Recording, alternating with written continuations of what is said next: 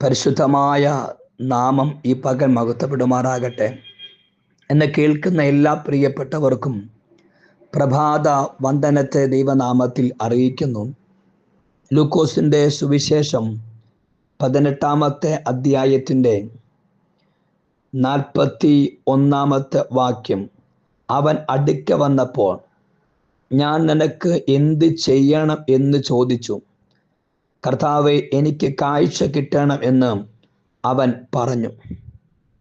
വളരെ അനുഗ്രഹിക്കപ്പെട്ട ഒരു ചോദ്യം ഈ പ്രഭാതത്തിൽ ഒരു ദൈവശബ്ദമായി കൈമാറുവാൻ ആഗ്രഹിക്കുകയാണ്. കുരുടനായിരിക്കുന്ന, ജനിച്ചപ്പോഴേ കാഴ്ച ഇല്ലാത്ത ഒരു മനുഷ്യൻ്റെ അടുക്കലേക്ക് യേശു കർത്താവ് കടന്നു വരുമ്പോൾ അവനോട് യേശു കർത്താവ് ചോദിക്കുന്നൊരു ചോദ്യമാണ്, ഞാൻ നിനക്ക് എന്ത് ചെയ്യണം? എന്നാൽ അതിൻ്റെ മുകളിലേക്കൊരു വാക്യം വായിക്കുമ്പോൾ ആ മനുഷ്യൻ യേശുവിൻ്റെ മുമ്പിൽ നിലവിളിക്കുന്നൊരു ഭാഗമുണ്ട്. 38 വാക്യം. അപ്പോൾ അവൻ, യേശുവേ, ദാവീദ് പുത്ര, എന്നോട് കരുണ തോന്നണമേ എന്ന് അവൻ നിലവിളിച്ചു. എന്നാൽ അവൻ്റെ കൂടെ നടക്കുന്നവർ അവനെ മിണ്ടാതിരിക്കുവാൻ ശാസിച്ചു. അവനോ, ദാവീദ് പുത്ര, എന്നോട് കരുണ തോന്നണമേ എന്ന് ഏറ്റവും അധികം അവൻ നിലവിളിച്ചു. ചില അവഗണനകളെ വകവെക്കാതെ യേശു കർത്താവിൻ്റെ അടുക്കിലേക്ക് തൻ്റെ ആവശ്യങ്ങളെ എത്തിച്ച കുരുടനായിരിക്കുന്ന മനുഷ്യനോട് യേശു അവൻ്റെ നിലവിളി കണ്ടിട്ട് യേശു കർത്താവിൻ്റെ അടുക്കിലേക്ക് അവൻ വന്ന് അവൻ നിലവിളിക്കുന്ന, അവൻ ആ ദൈവ കർത്താവിനോട് ചോദിക്കുന്ന ചോദ്യത്തിൻ്റെ മുമ്പിൽ യേശു ചോദിക്കുന്ന ഒരു മറു ചോദ്യമാണ് ഇന്നു പകൽ വായിച്ച കുറിവാക്യം, ഞാൻ നിനക്ക് എന്ത് ചെയ്യണം? ആ ഒറ്റ ചോദ്യം മതി ആ വ്യക്തിയുടെ ചരിത്രത്തെ തിരിച്ചു. നമുക്കറിയാം, യേശു കർത്താവിൻ്റെ ശുശ്രൂഷകൾ എവിടെയൊക്കെ കർത്താവ് ചെയ്തിട്ടുണ്ടോ അതിന് മുമ്പെല്ലാം യേശു കർത്താവ് ഒരുപാട് ചോദ്യങ്ങൾ ചോദിച്ചതായിട്ട് നമുക്കവിടെ കാണുവാൻ കഴിയുന്നുണ്ട്.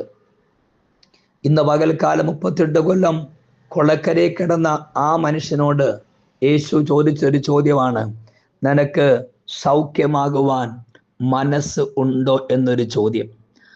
ആ ഒറ്റ ചോദ്യത്തിൻ്റെ മുമ്പിൽ 38 വർഷക്കാലമായിട്ട് അവൻ കിടന്ന അവസ്ഥകൾ പോലും മാറി, അവൻ്റെ സാഹചര്യങ്ങൾ മാറിയ ഒരു ചരിത്രം നമുക്കവിടെ കാണുവാൻ കഴിയുന്നുണ്ട്. പഴയ നിയമത്തിനകത്ത് കടഭാരം കൊണ്ട് മക്കളെ പിടിച്ചുകൊണ്ട് പോകാൻ വന്ന ആ സഹോദരി ഓടിച്ചെന്ന് പ്രവാചകന്റെ അടുക്കൽ ചെന്നപ്പം പ്രവാചകൻ ചോദിക്കുന്നൊരു ചോദ്യമുണ്ട്, ഞാൻ നിനക്ക് എന്ത് ചെയ്യണം പറക. അവർ നിന്റെ പക്കൽ എന്തുണ്ട്? അവർ പറഞ്ഞ മറുപടി, എൻ്റെ പക്കൽ ഒരു ഭരണ എണ്ണയല്ലാതെ മറ്റൊന്നുമില്ല. നോക്കിക്കേ, ചോദ്യം സിമ്പിളാ, മറുപടിയും ചെറുതാം, പക്ഷേ അതിൻ്റെ പിറകിൽ വ്യാപരിച്ച ദൈവപ്രവൃത്തി അസാധാരണമായിരുന്നു. ഇവിടെ ഞാൻ മടങ്ങി വരുന്നു. ഒറ്റ വാക്ക് യേശു ചോദിക്കുകയാ, ഞാൻ നിനക്ക് എന്ത് ചെയ്യണം? അവൻ പറഞ്ഞ മറുപടി, എനിക്ക് കാഴ്ച കിട്ടണം. അവൻ്റെ ആഗ്രഹം അവൻ ആ സെക്കൻഡിൽ പറഞ്ഞു. എന്നെ കേൾക്കുന്ന ദൈവമക്കളെ, നാം ശ്രദ്ധിക്കേണ്ട ഒരു കാര്യം ഇത് തന്നെയാണ്. നാം പലപ്പോഴും ദൈവത്തോട് അങ്ങോട്ട് ചോദ്യങ്ങൾ ചോദിക്കാറുണ്ട്. എന്തുകൊണ്ട് എൻ്റെ പ്രാർത്ഥനയ്ക്ക് മറുപടി കിട്ടുന്നില്ല? എന്തുകൊണ്ട് ഞാൻ ഉപവസിച്ചിട്ട് ആ വിഷയത്തിനകത്തൊരു തീരുമാനം ഉണ്ടാകുന്നില്ല? എന്തുകൊണ്ട് എൻ്റെ സ്ഥിതിക്ക് മാറ്റം വരുന്നില്ല? ഇങ്ങനെയുള്ള ചോദ്യങ്ങൾ നാം അങ്ങോട്ട് ചോദിച്ചു കൊണ്ടിരിക്കുമ്പോഴും ഈ അനുഗ്രഹീതമായിരിക്കുന്ന പ്രഭാതത്തിൽ ഞാൻ ചോദിക്കട്ടെ, യേശു ഇങ്ങോട്ട് ചോദിക്കുന്ന ചോദ്യങ്ങൾ എത്ര പേര് കേട്ട് അതിനുള്ള മറുപടി കൊടുക്കുവാൻ മനസ്സുണ്ട്?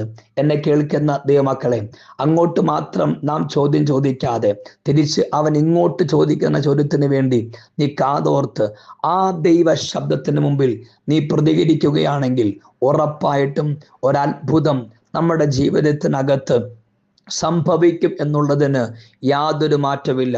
വർഷങ്ങളായി അന്ധതയ്ക്കകത്ത് കിടന്നവൻ്റെ കണ്ണ് യേശു കർത്താവ് തുറന്നു എന്ന് മാത്രമല്ല, അവൻ്റെ ജീവിതത്തിൻ്റെ വേഗത പോലും കൂട്ടി ഒരത്ഭുതമാക്കി അവനെ മാറ്റുവാൻ എൻ്റെ ദൈവത്തിന് കഴിഞ്ഞു. നിത്യപിതാവേ, ജനത്തെ എല്ലാവരും ഈ വേർഡ് ചൊല്ലി ആത്മാവിൽ ഞാൻ ബ്ലസ് ചെയ്ത് പ്രാർത്ഥിക്കുന്നു. അത്ഭുതം കർത്താവ് ചെയ്യണം. എല്ലാ മഹത്വവും കർത്താവ് എടുക്കണം. യേശുവിൻ നാമത്തിൽ തന്നെ. ആമേൻ, ആമേൻ, ആമേൻ.